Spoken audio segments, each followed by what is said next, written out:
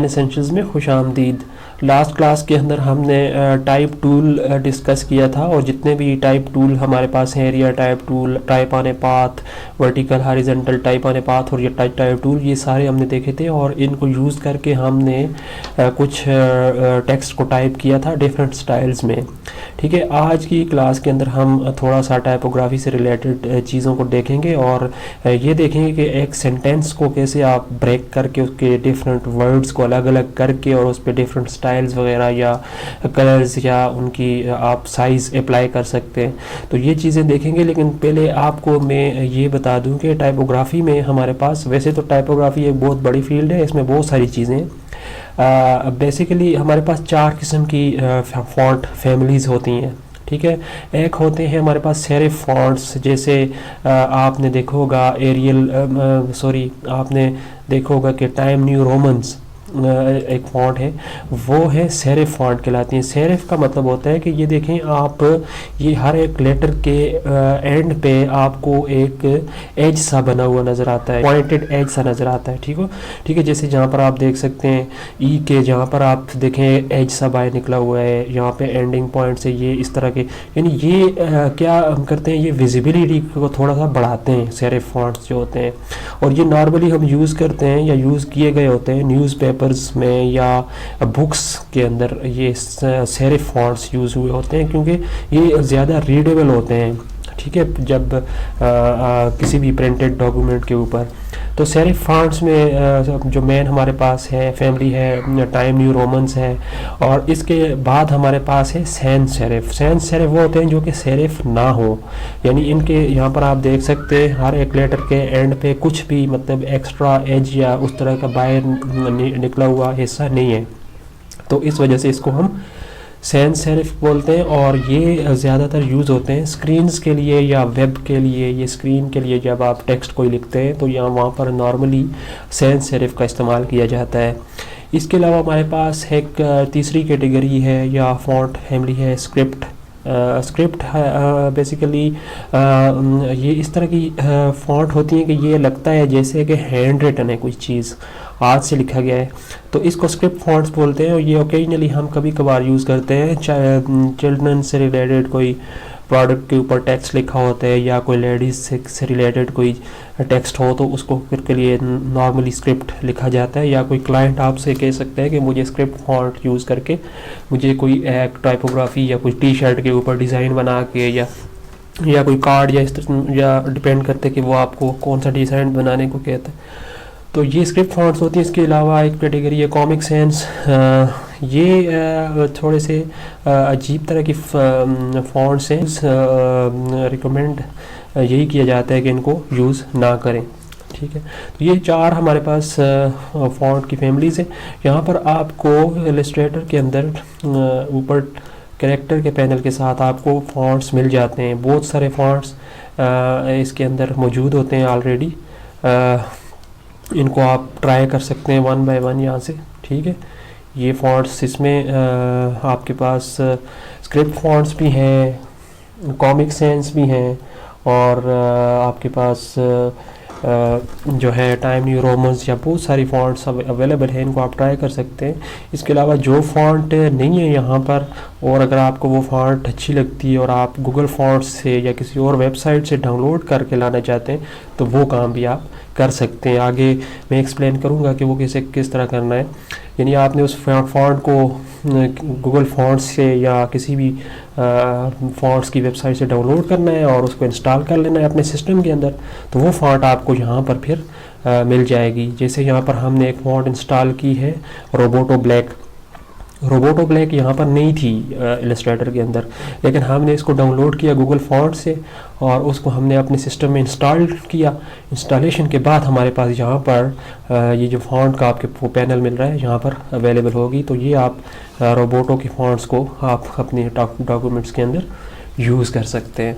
ठीक है, एक तो ये चीज़ आपको बतानी थी। दूसरा ये कि हम एक लंबा एक सेंटेंस होता है हमारे पास, जैसे यहाँ पर मैं एक सेंटेंस टाइप करता हूँ, necessity is the mother of invention, ठीक है, ये एक मैंने किया। इसके ऊपर कोई फॉन्ट स्टाइल में अप्लाई कर देता हूँ,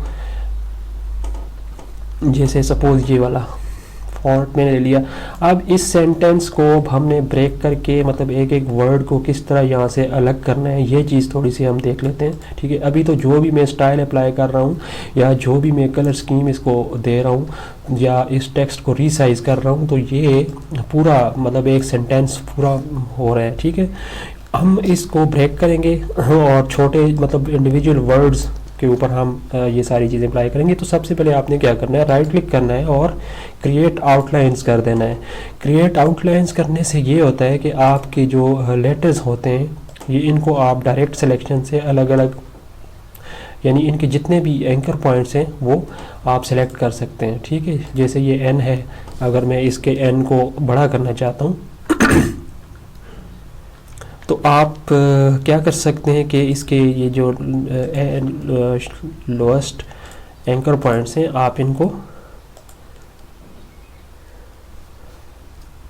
सेलेक्ट करके और आप इसे नीचे ला सकते हैं, या आप इनको मतलब इसकी इस टेक्स्ट को में हर एक इंडिविजुअली सेलेक्ट कर सकते हैं, किसी भी टेक्स्ट को या किसी भी आप उसको मूव कर सकते हैं। ठीक है, एक तो ये अब यानी ये आउटलाइन करने से आपका टेक्स्ट जो होता है वो ब्रेकअप हो जाता है, यानी इसके ऊपर डायरेक्ट सिलेक्शन से आप इसको इसके एंकर पॉइंट्स को सेलेक्ट कर सकते हैं। ठीक है, अनग्रुप इसको करने के बाद आपने आउटलाइंस करने के बाद इसको आपने कर देना होता है अनग्रुप।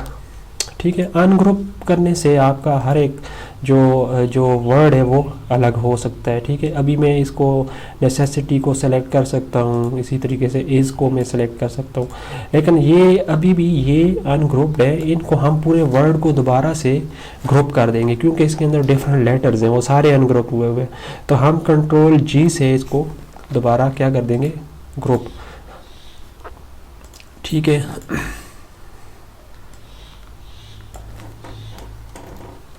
ग्रुप हो गया। इसी तरीके से हम इसको भी कंट्रोल जी से ग्रुप कर देंगे, इसको भी ग्रुप कर दिया, ग्रुप हो गया। यानी हर एक वर्ड को आपने क्या कर देना है, दोबारा से ग्रुप कर देना है। अब ये ग्रुप हो गया, ग्रुपिंग होगी इसकी। अब देखें आपका जितना मतलब हर एक वर्ड को आप पकड़ के कहीं भी एडजस्ट कर सकते हैं। ठीक है, तो अब हम इसके ऊपर हम डिफरेंट अप्लाई कर सकते हैं, इसको छोटा बड़ा रीसाइज या इसको आप रोटेट भी कर सकते हैं। से नेसेसिटी इज़ द मदर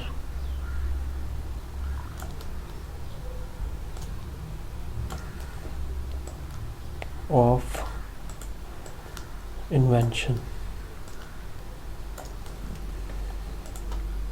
यानी आपने टेक्स्ट को इस तरीके से अरेंज करना है कि वो बुरा ना लगे। ठीक है,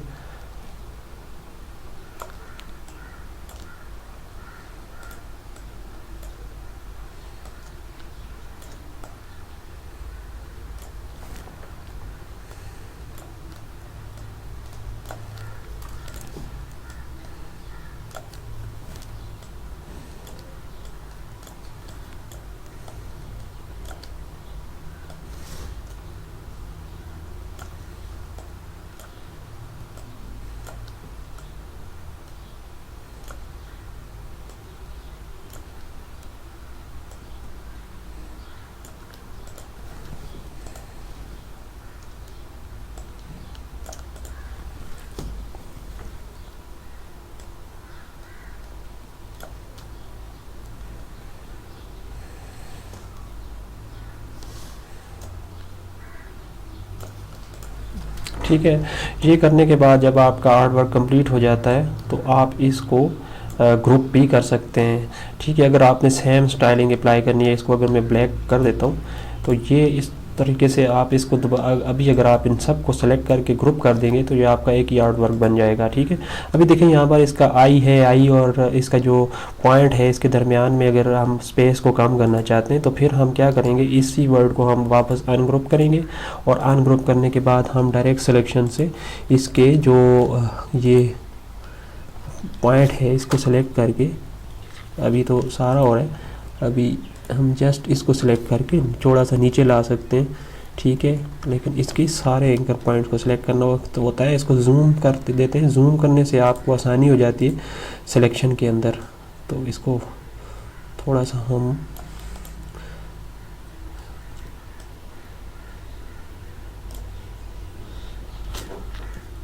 नीचे ले आते हैं। ठीक है, ये हो गया। तो ये हमने ये कर दिया। अभी इसके अलावा आप जो है इसकी कलर स्कीम इसके ऊपर आप अप्लाई कर सकते हैं। ठीक है, तो ये है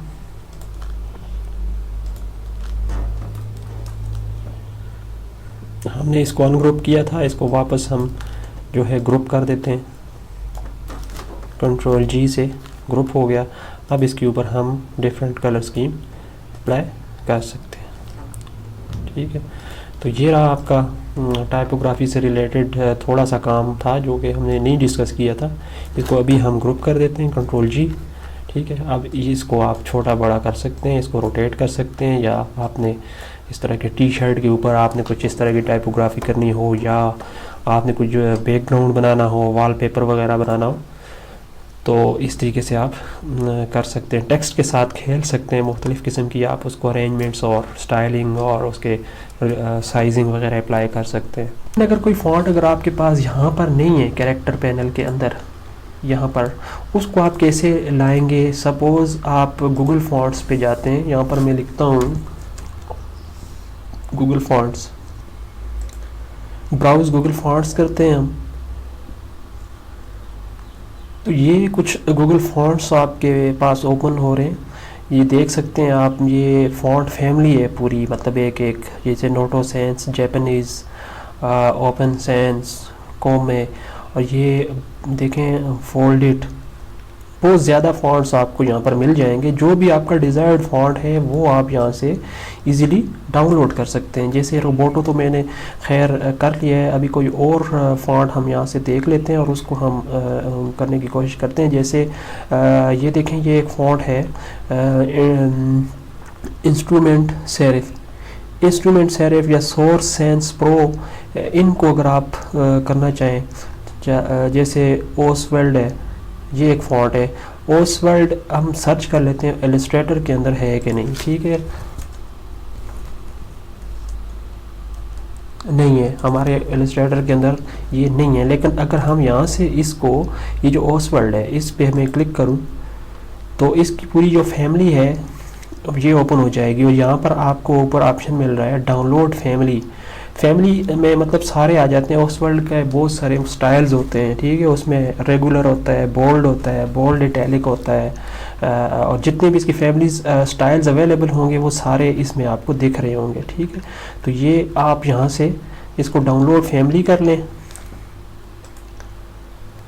जब ये डाउनलोड फैमिली हो जाएगी तो इसकी आपके पास एक लाइसेंस और इसकी एक जिप फाइल आपके पास आएगी, उसको आपने इंस्टॉल करना होगा। जब इंस्टॉल कर लेंगे तो आपके इलस्ट्रेटर के अंदर ऑटोमेटिकली कैरेक्टर के पैनल के अंदर फ़ॉन्ट्स की कैटेगरी में ये फ़ॉन्ट आपका शो हो जाएगा।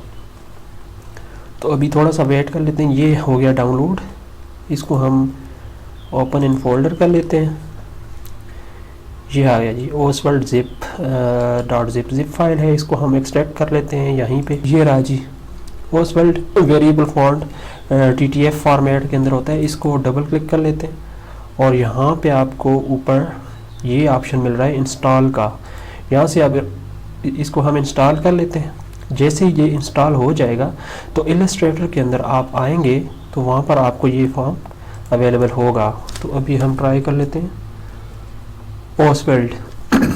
ये रहा Oswald regular, Oswald extra light, medium, semi bold और ब्लैक। तो ये देखें मतलब हमने गूगल फॉन्ट से एक अपना डिज़ायर्ड जो फॉन्ट है वो हमने डाउनलोड किया और इलस्ट्रेटर के अंदर उसको ले आए, मतलब अवेलेबल कर दिया।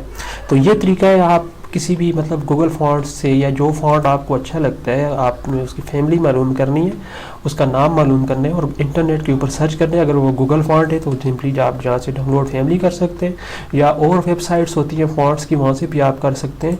इसके अलावा एडोबी फॉन्ट्स भी हैं,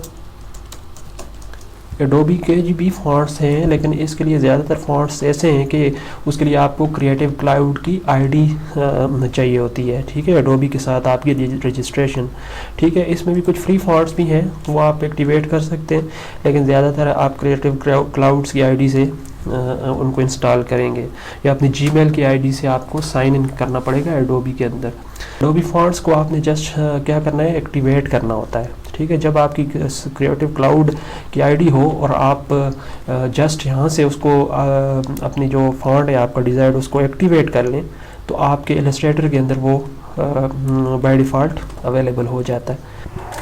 देखते रहिए डिज़ाइन एसेंशियल्स, मिलते हैं नेक्स्ट क्लास में।